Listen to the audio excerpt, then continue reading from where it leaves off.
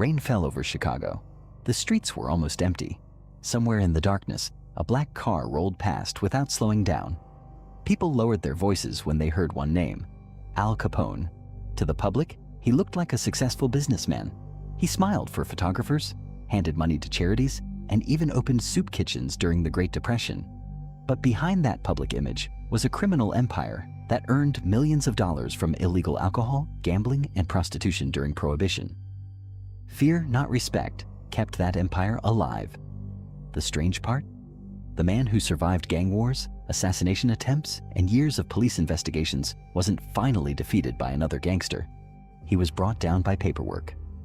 As Prohibition turned ordinary liquor into a fortune, Capone saw an opportunity few others could imagine. Trucks moved through the night carrying illegal alcohol. Secret bars stayed open until dawn. Cash poured in faster than banks could count it.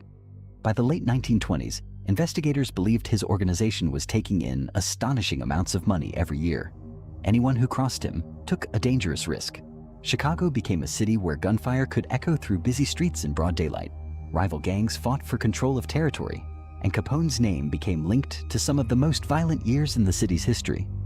Although many crimes were associated with his organization, proving his personal responsibility in court was far more difficult.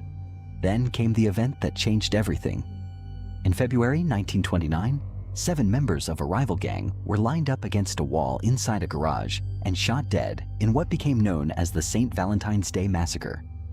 The killings shocked America. Newspapers filled with headlines. Citizens demanded action. Capone denied any involvement and was in Florida when the murders happened, but public opinion had already turned him into the face of organized crime. Federal investigators faced a frustrating problem. Witnesses stayed silent. People were too afraid to testify. Cases fell apart. Every trail seemed to disappear. So investigators changed their strategy. Instead of chasing murders they couldn't prove, they followed the money.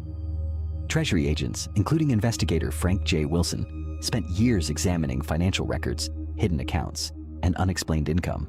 They weren't looking for guns. They were looking for unpaid taxes. It sounded almost unbelievable.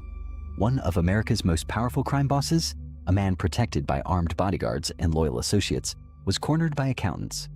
In 1931, Capone was convicted of federal income tax evasion.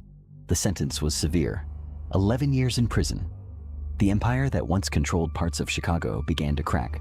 Power shifted. Allies disappeared. Men who once stood beside him focused on protecting themselves. The influence he had built with fear and money faded behind prison walls. His years in prison took a heavy toll.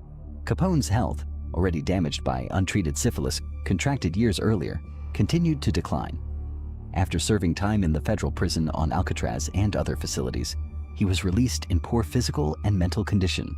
The feared crime boss spent his final years far from the power he once held. In the end, Al Capone's greatest lesson wasn't about violence, it was about illusion.